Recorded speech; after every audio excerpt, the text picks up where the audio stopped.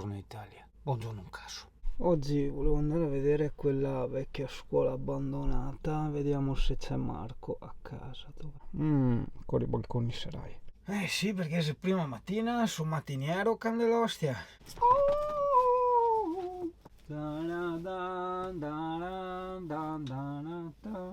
Tum, tum, tum, tum, tum, tum, tum, tum, tum, tum.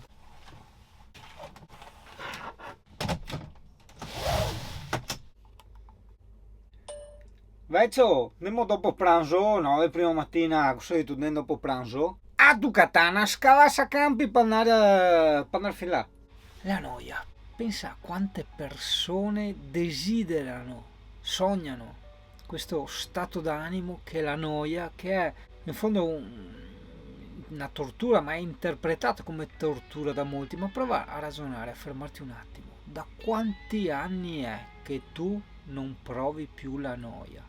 La noia è quello stato che, se non eccessivamente prolungato, ti porta a una ricarica di te stesso, una ricarica intesa come momento di pausa, no? Quindi pausa di rifocilamento, no? delle risorse, quindi di ricarica, no?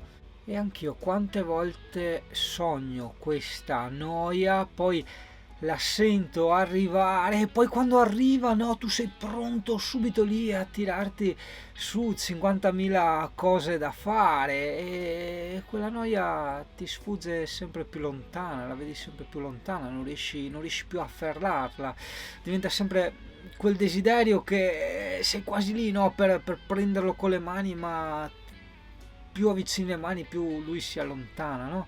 Questa mancanza di noia, ossia di normalità, se vogliamo, di pausa è anche normalità, è un po' come il respiro, no? L'inspirazione, l'espirazione, la notte, il giorno, l'azione, il riposo. Quindi per cui le attività cerebrali e la noia, che è comunque un'attività cerebrale ma decisamente meno intensa di quelle con le quali siamo abituati a macinare le nostre giornate. C'è una frenetica serie di azioni che si seguono infinite tra loro, che risiedono dal lato opposto del pianeta della noia, no? E questo susseguirsi a raffica di azioni, non sono altro che il necessario risultato di questa frenetica vita che stiamo conducendo da 200 anni a sta parte. Ma frenetica perché? Perché se tu noti c'è sempre più consolidato, no? Questo dover per forza sentirsi ed essere sempre in competizione, essere sempre migliori degli altri e spesso, se tu provi a notarlo, addirittura migliori di noi stessi. Quindi noi abbiamo sempre queste frustrazioni, queste ansie prestazionali, no? Che non riusciamo a mettere un attimo a tacere, e per colmare, per cercare di colmare queste ansie, noi ci riempiamo, no, di attività. Cioè noi dobbiamo essere ricchi intesi di esperienze, dobbiamo essere capaci, dobbiamo essere acculturati, e quindi noi siamo sempre alla ricerca dell'informazione, della cosa da fare, da migliorare lavorativamente piuttosto che personalmente, sia a livello culturale che a livello personale, emotivo, e le infinite altre sfaccettature che un tempo non credevamo neanche esistessero, perché un tempo quel che c'era.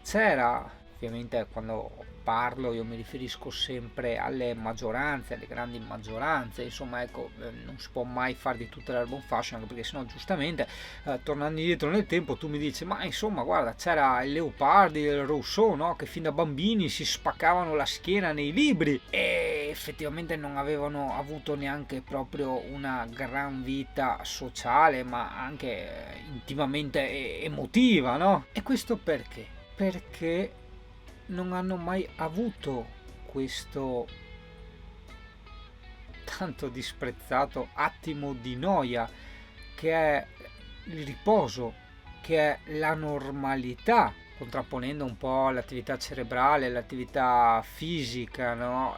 Prova a immaginarti te in palestra che fai le tue serie e poi non ti riposi, no? Perché sai che comunque c'è un piccolo riposo tra una serie e l'altra e tu passi tutta la tua vita a caricare, a far serie e non ti riposi mai. E non riposandoti, è vero, anche adesso potrà sembrare che racconto banalità, in effetti banalità sono, e il problema è che non ci soffermiamo mai ad analizzarle, no? È che tu non potendoti riposare e quindi ricaricare ti privi delle forze necessarie per continuare a svolgere le proprie azioni. Avrai pertanto un doppio svantaggio: la scarsità di energia necessaria per compiere le azioni e una quantità di stress non indifferente che tu percepisci perché sei sempre sotto sforzo e per di più magari inconsciamente sotto insomma percepisci che non stai proprio raggiungendo l'obiettivo oppure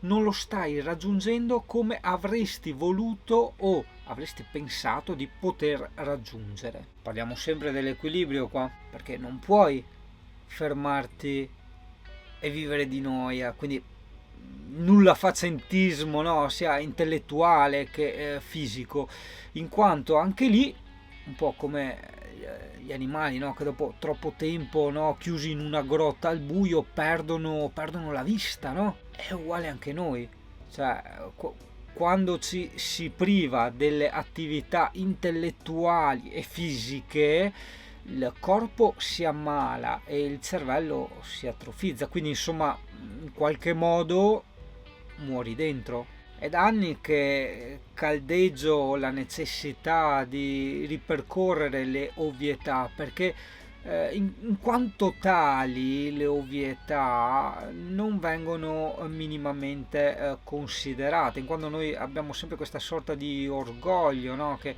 dice ma è una cosa ovvia, cioè non è che vado a pensarci o a parlare, insomma una cosa che ma così facendo cadiamo su tante cose che sono veramente essenziali. Anche il fatto qua della noia. Sostanzialmente io cosa ho detto? Che il problema di questa nuova società, di questa società moderna, anche se insomma questi problemi a modo suo li stava tirando fuori anche il buon Freud, è che c'è questa eccessiva movimentazione di attività in generale, quindi sia di pensiero che attività fisica, che consumano l'essere umano, cioè si pretende troppo e più passa il tempo e più si continua a pretendere, perché è una sorta di scaletta, no? Un po' come l'uomo è arrivato a creare una cosa tipo, non so, prendiamo un muratore, è arrivato a creare per 10.000 euro una casa fatta in un determinato modo. Più passa il tempo, più si pretende da questo muratore, ovviamente è un esempio per parlare un po' a tutti, si pretende sempre di più. Però lui è sempre lui, ovvio che vabbè, magari col tempo l'esperienza si migliorerà, però in questo caso non parliamo solo del soggetto ma di tutte le generazioni, parliamo dell'immagine del muratore che quindi nell'andare dei decenni e dei secoli si ritroverà a dover far sempre molto di più in progressione rispetto a quanto hanno fatto i suoi predecessori. Quindi fermati un attimo a pensare, fermati un attimo a immaginare tutto quello che io ti sto raccontando. Vedrai che non sono teorie, è la purissima realtà. Guarda un po' la storia dei processori, siamo passati dai 100 MHz, che era una velocità pazzesca, inimmaginabile, ai 5 GHz, che sono ormai un processore standard, ma lì ci stiamo rifacendo sulla materia, ok? Ma non possiamo utilizzare lo stesso processo, lo stesso ragionamento, lo stesso concetto anche nell'essere umano, perché l'essere umano non è materia, l'essere umano si logora, si distrugge mentalmente e fisicamente. Quindi lode a questa noia. Mi è capitata oggi, è durata... quanto è durata? È durata una decina di minuti, però in quella decina di minuti mi sono trovato in questa situazione di vuoto e pertanto un attimo di, tra virgolette, di arrivo, no? Di traguardo, in cui ho detto ma cosa c'è da fare, cosa non c'è da fare, niente, piacevolmente niente.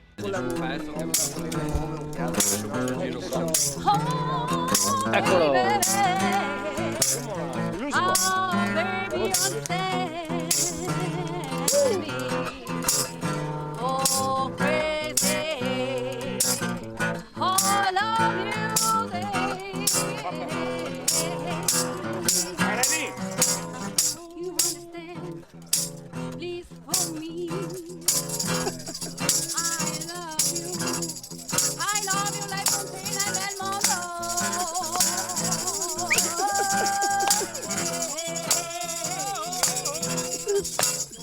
Vai, sigari!